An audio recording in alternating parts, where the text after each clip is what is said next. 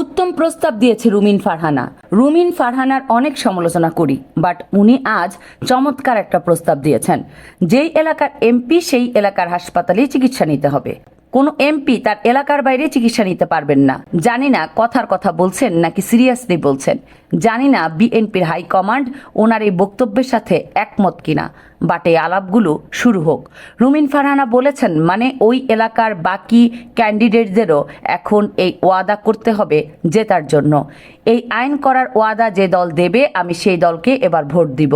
সাথে আরেকটা আইন রাখবে, এমপিদের ছেলে বা মেয়েকে নির্বাচনী এলাকার স্কুল আর কলেজেই পড়াতে হবে। হাসপাতাল আর স্কুল কলেজের এত বেহাল দশার একটাই কারণ, নেতা আর আমলারা এসবে ঢুকে না।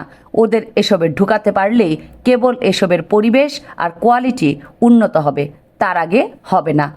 সেই জায়গা থেকে রুমিন ফারহানার এই প্রস্তাব আমাদের দেশের সরকারি হাসপাতালগুলোর জন্য একটা গেম চেঞ্জার হলেও হতে পারে।